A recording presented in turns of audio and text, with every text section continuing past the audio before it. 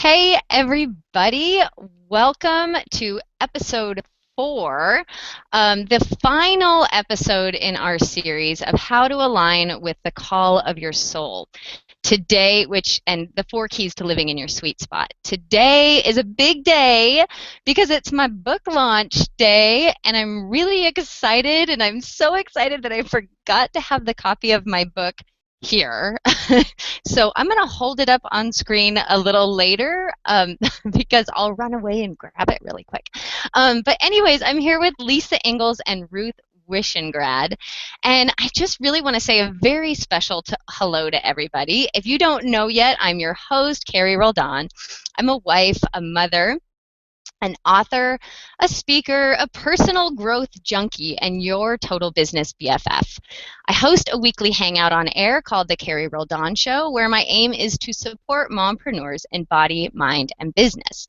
I believe in the mompreneurial dream and want to support others on the journey, and that's why I've created a Google Plus community called Business Besties for mompreneurs and those with a heart or a business for serving mompreneurs. So we can be in there together and be each other's business BFFs.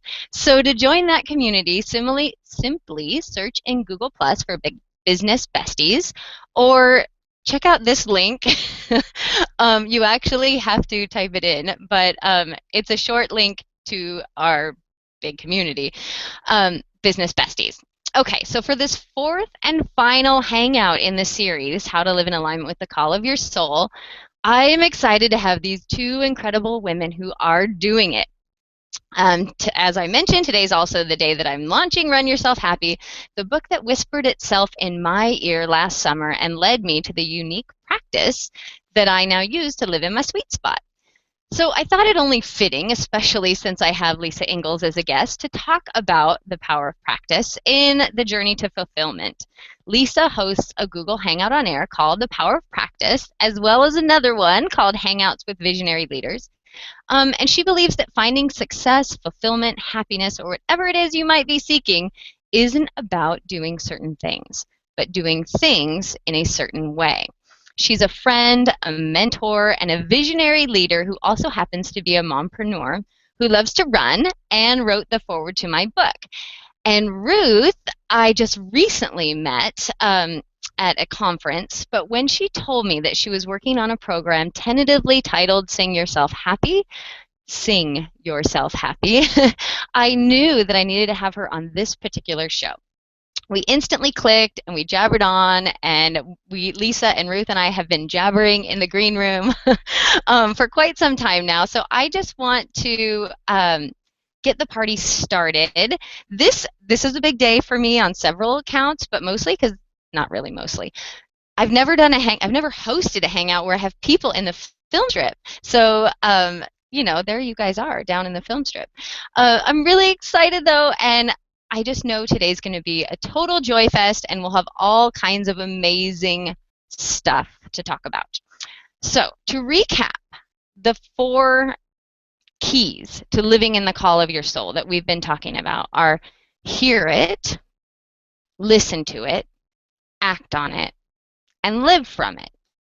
And over the course of these 3 hangouts leading up to this, we have really heard over and over again about it is the importance of getting to a place of beingness. And the way that most of us get to that place of beingness is to have a practice. And so I think I'm going to start with you, Lisa, and because you have the show, The Power of Practice, and we have talked sort of at length in the past about you having a running practice, but yesterday I alluded that you had more than just one practice. So can you say hello and then briefly tell us what your practice is? Hey, Carrie, and hey, Ruth. It's wonderful to be here, of course, as always. And yeah, I'm really excited for the launch of your book, too. Practice to me is first and foremost, and I've said this before, so people have probably heard me say this, for those of you who've seen me talk about this before, is practice is a way of being. It's not something that I necessarily do just in the morning or just in the evening, but it's part like that call of your soul, which is being the practice that it is that you do. So yes, running is one of the practices that I practice, but of course I can't practice running all day long or else I'd just be emaciated and really hungry. And but I have a lot of practices, so I don't even know where to begin. I have, a meditation practice. I have inquiry practices. I have communication practices. So it's hard for me to pinpoint any one practice because for me, it's practice is about becoming aware and noticing what we notice and being in that place of consciously creating and co-creating your reality moment by moment. And that itself requires practice, but there's a whole bunch of different practices in order to do that. So I'm not really giving you a straightforward answer, in other words. That's totally okay because it was exactly the answer that I was wanting. So, right, that practice is a way of being. And you said something, you said noticing what we notice. And that was one of the first practices that I took on your suggestion. I actually saw a YouTube video of you like running and then talking about I'm on my run today and I'm noticing what I notice. And just what a beautiful practice that is. So, yeah, okay, but you're right. Practice is a way of being, and that's sort of where we're headed, right? Because that's what all of us want. That's why we're watching this Hangout series, is we want to live from that place of being in alignment with the call of our soul. So Ruth, I just want to ask you to hop on. I'll pop you on screen and unmute yourself and tell us what your practice is and maybe how you came to use it. As you obviously have a practice of singing, but how came to use that as your practice. Okay. Hi, Carrie. Hi, Lisa. Hi, everyone else. Thanks for having me on your show. So singing for me, I started off, I was doing a lot of the Louise Hay affirmations and really feeling like I knew that I had a choice to shift my thoughts when my thoughts got to a point where they were not what I liked. And I knew I had a choice that happiness was a choice. So for me, the singing kind of came about when I used to get lots of song lyrics stuck in my head, and those would stick in my head. So I thought, well, I love singing and I love this kind of stuff. So what if I took the affirmations and I put tunes to them? And so that kind of has been the way that I've shifted my own state through the music. Oh, I'm muted. Sorry. You're So, muted. and so talk to me about that because we were just geeking out in the three of us in the green room together. We're just geeking out on really the power of music. And Lisa, feel free to jump in on this too. But and how it's so different, right? Like I know it's great we know I used to be a teacher, right? And we know it's great that kids are going to remember things more if we can set them to song. But I really am liking what we were talking about before about music can change your brain, right? So either one of you hop in about that. Yeah, so repetition is key, like you said, and I'm actually a former elementary school teacher myself as well, and that repetition, yeah, definitely key. But the music, adding the music to it, music has a different vibration, and the part of the brain that has language is different from the part of the brain with music, and the power of music is just so strong. There are people who have, we were talking before about dementia and that kind of stuff. People who have dementia, they can start singing as opposed to being able to speak. So the power of music is just really, really amazing.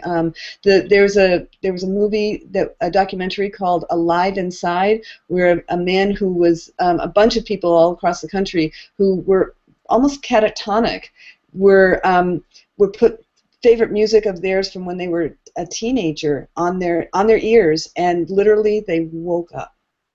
So music has a power that we don't even know half of what it works with. And I also work with people who have Alzheimer's and Parkinson's disease, and what it's doing for them, as well as, so I do the music, yes, and I do the positive messages, and this is what we were kind of geeking out before, is what do we call it? We call it the 3 M's, movement, so adding movement to it, movement, messages, and the music. And it's that trifecta of like real power to shift whatever's going on. So holy cow, Ruth. Yes, thank you. So the three of us were in this conversation, and we were talking about how for Lisa and I, we do a lot of running, but we're all three in this space of personal growth and development, about changing our brains. I know for Lisa, she helps her clients change their brains and the way they think with different methodologies. But we were just geeking out on how cool that is.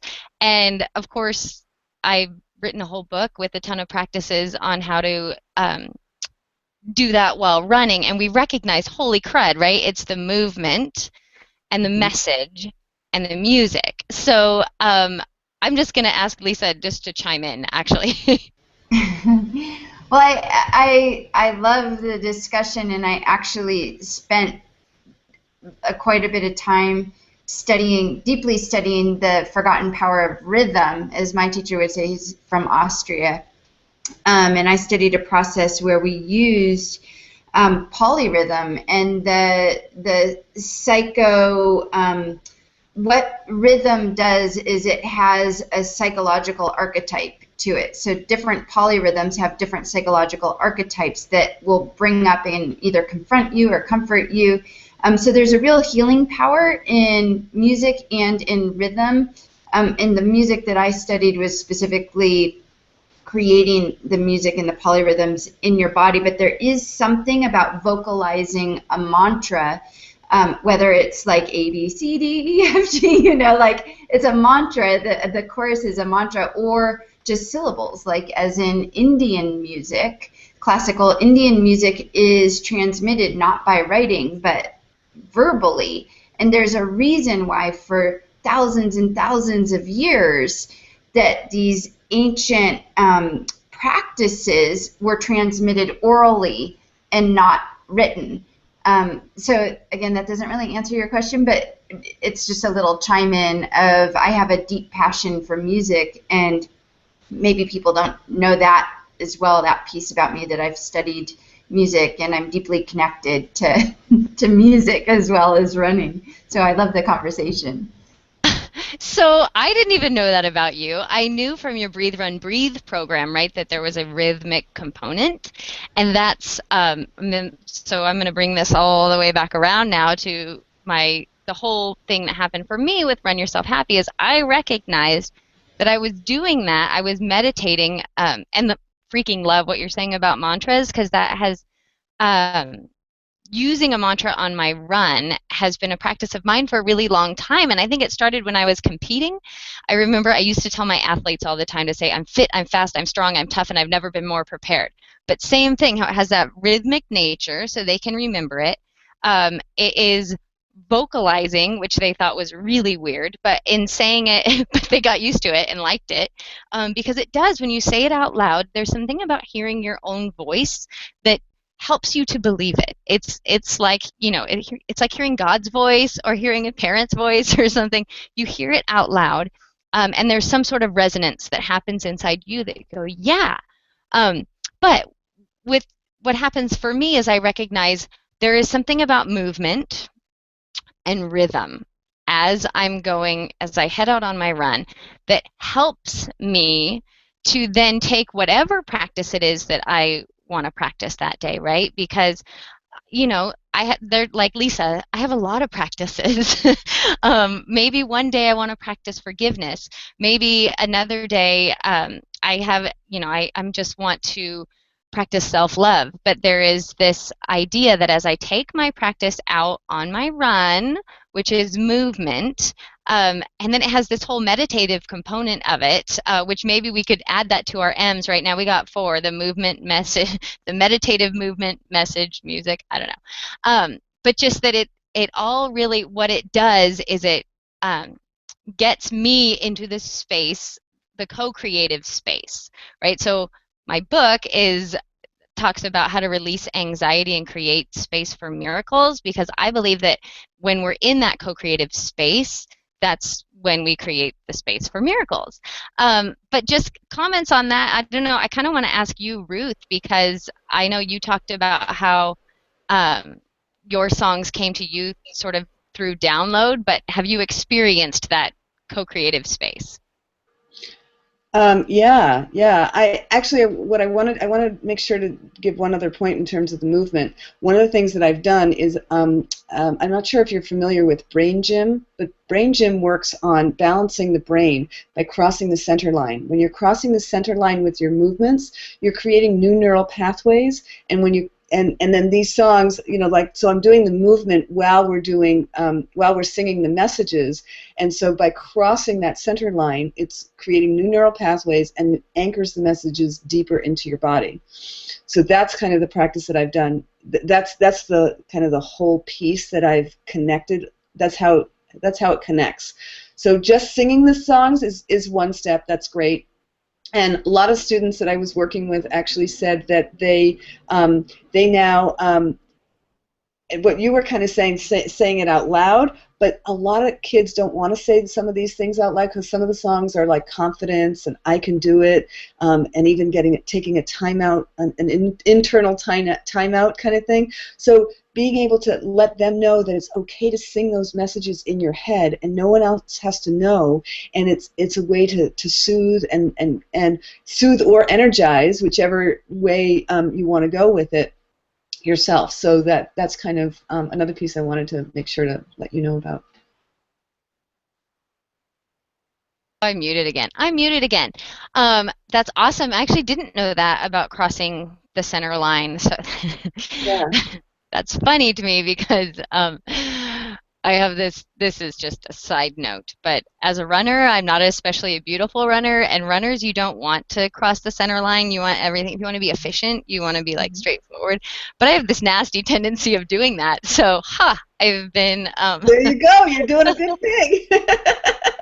And if you're ever feeling really jumbled within yourself, if you just cross your arms, or if your kids are feeling that way, and you just cross your arms and then you cross your legs the opposite way, it is a way to balance your brain and just settle yourself. Okay, so I'm going to... Oh, go ahead.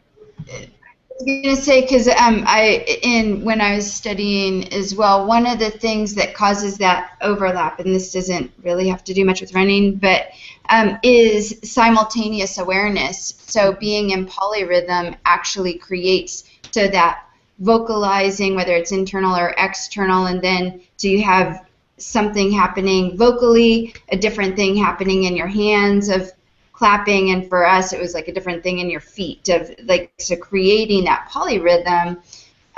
It's interesting that you say that, but they also found in studies that having simultaneous awareness on different levels creates that crossover as well. So one of the things, for instance, anyways, it doesn't matter. it's a really cool concept, that left-right brain piece, and there's several ways to do it.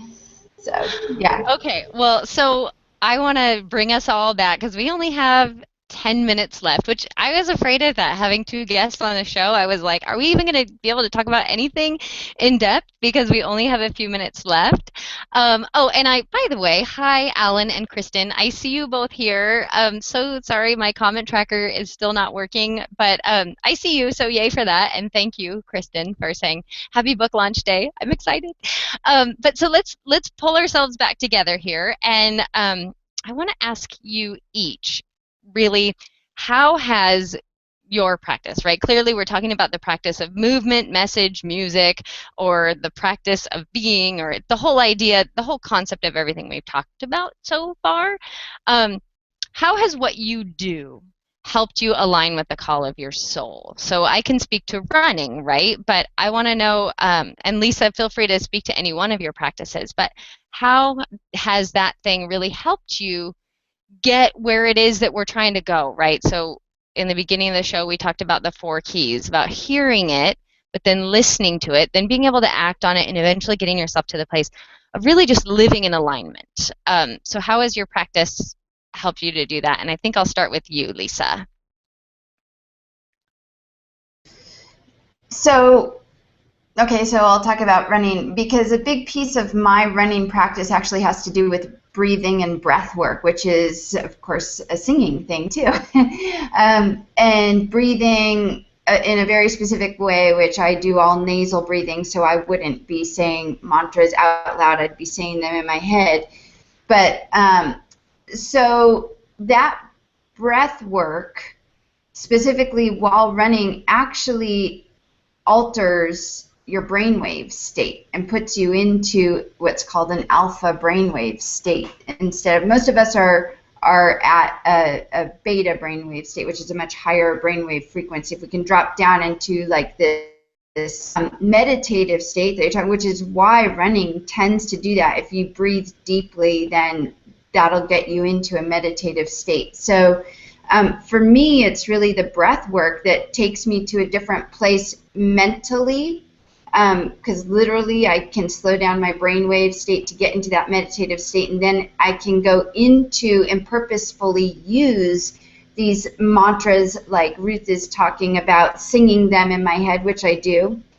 One of mine used to be, this is when I was racing, would be, it's so cheesy, but I'm going to say it, it would be, I'm awesome, I'm fast. I stay focused to the task at hand, and it would be like, I am awesome, I am fast, I stay focused. And I had this whole rhythm, like I see Carrie bouncing, yeah. Yeah, you got it, girl. I am awesome. I am fast. Like, so cheesy, but it works so well because it's musical, it's rhythmic, it's connected to my breath, and because I'm dropping into a different brainwave state, an alpha brainwave state, I can actually do a little bit of self-hypnosis, so to speak. I don't know if, like, technically that's what it would be called, but I'm more likely, more open to suggestion when I'm in that alpha brainwave state. So if you keep your mantras, like Ruth is talking about, your musical affirmations very positive, and you're in that alpha brainwave state, it really changes. It's a total game changer. Muted again. Muted again. Ruth, I'm sure you have something to add to that. Because yes, hallelujah, yes, Lisa. Amen. Yes, hallelujah, Lisa. That's perfect. You just like really said it out loud. What I think and I feel and I do. And yeah, I'll add one of my little ones from one of my songs. It's I can do it. Yes, I can do it. I think I can. I know I can. I can do it. Yes, I can do it. I know I can. I really can. So I do that over and over and over again. That's one of the choruses of one of the songs that's on my album. I have a full album and a DVD that goes with it. So that, but yeah. So I walk on the beach while I'm singing my songs, and that gets me in a whole different state. So then, when I'm doing my tasks throughout the day, once I've done that in the morning, or I do it in the afternoon, I do it in the car, I do it whenever I need to shift. And I think you mentioned on one of your other shows called The Holy Shift. Yeah, when I need to switch my thinking, that I switch my thinking. And I now, instead of called Sing Yourself Happy, I'm calling it I Sing Myself Happy. And so that's the practice. That's the practice, and it makes me feel really good. Okay, so I'm going to put myself back on screen here and see if I can pull this conversation that could have gone like 11 different ways, pull it back together. So what I've figured out in the course of us talking is that I started the show saying, hey, we want to talk about the power of practice and getting us to this living in alignment with the call of our soul. And of course, my practice has been running, right? It's taking myself through the practices and Run Yourself Happy. So there are tons of them, right? There's breath practices in there. There's mantras. There's some interesting body work. Everyone who's been reading the book or writing comments, not comments, what do you call those when people say nice things about your book? Anyways, they're writing those. They've been saying, Testimonials. thank you, thank you. Compliment. They're, Compliment. I'm looking for the other word when you on Amazon you post a review. Um, they have been talking about this one practice. It's horse, duck, dog, right? They're like, if you don't know what duck, dog is, you need to read this book. But point being, it's a very physical practice. But it's so funny to me that my intention when I didn't just like Ruth, you have said to me before, it was about for you. You felt like these songs didn't come to you, they came through you. And that's exactly the same thing. It was like I just went on my run with the intention of taking my personal and spiritual growth practice out with me. And when I did, all of these practices came to be. But anyways, to get it back to what this show is showing us is that all of us have a practice in our toolkit of practices. Our big practice is combining this movement, message, music slash meditative state. And that just like I think really pulls it all back together. So, with our 4 minutes that we have remaining, I really do want to, I think, first of all, you guys have both just impressed me with your awesomeness today. Lisa, you never cease to impress me with just kind of what a big like nerd you are, and all the all the amazing stuff you know. And actually, Ruth, same thing. Like kudos to you on the nerdiness with the whole brain science thing happening. But I just want to give you a minute each to say what you've got going on and where people can find you. So, Lisa, since you're first on my film strip, I'm starting with you. All right, sure. Yeah, well, thanks, Carrie. It's always wonderful to be on a hangout with you. And if you want to learn more about me, you can just, it's really simple, go to interstatecoaching.com. You can find out more about me. I'm actually redoing my whole website right now, sort of updating everything. A really good place to find me is just on Google+, just Lisa Engles, and you can see a lot more of what I'm doing just by going to my profile and about. And that's the best way to get a hold of me. All right, and Lisa is awesome. She's like a hangout goddess, and just she has a program called Hangout Strategies for Visionary Leaders, which is like changing people and changing, and has helped me to launch my hangout. So Lisa, I'm so grateful to you. Oh, she wrote the foreword to my book, so I'm like so grateful just to know you and to have you on my show. And Ruth, thank you, Carrie. you're welcome. And Ruth, why don't you hop on and take a minute to tell us where we can find you?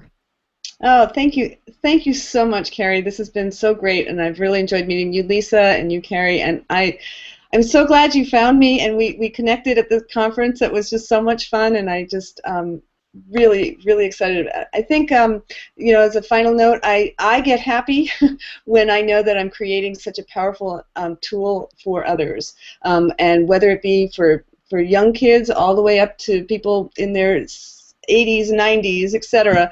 It's been helping a lot, and you can find me at ruthswish.com because it's my wish, ruthswish.com, and you can sign up there for a free song.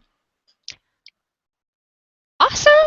I am grateful that I just checked and I'm not muted, so yay for that. And I just want to say thank you, everybody. You guys can tell I'm super launch of my book today. I'm excited just to have, I'm singing myself happy and the run yourself happy people here together in one place. And if what I have said, well, you should just buy my book, really. It's only like $13 because it will be a game changer. Just like Lisa talked about, when you're able to combine all of the things that we're talking about into like a 2 for a 3 for a 4 for a practice, that's a huge bonus. And the whole thing that happens when you take yourself through Run Yourself Happy is you get that. It's 5 weeks of practices to take out with you on your run, and I promise you this, it will be a game changer. So to get my book, I can't believe I don't have the link. So you can go to Amazon. But if you want to get a ton of free gifts, I highly suggest that you click the link that I'm about to put in the comment section, because I have so many amazing friends and people who I've met right as part of being the business BFF who have donated some really, really cool gifts for body, mind, and business. So I'm going to put that link in the comment section below in just one hot minute. So look for that. And just one last thank you to Lisa and to Ruth for being here. Thank you guys who have been participating in this 4-part series. So hopefully it has become clear over these 4 hangouts. And I really do think we kind of wrapped it all together today, that to get into that state of beingness, one of the very best things you can do is combine your movement with your message, which is your affirmation or the thing that you hope to manifest, the thing that you want to be true, and add some music, some vocalization, a rhythmic element to that, and voila, magic will happen. So I see Alan and Kristen saying thank you, and and Alan wants me to let you know I'm going to be on his show next week. So for sure, come join us in that, and we'll be talking more on all this good stuff. So thanks again for being here, and I will see you guys tomorrow on the Carrie Roldan show and next week on Alan's show. So I will talk to you later. Bye, guys.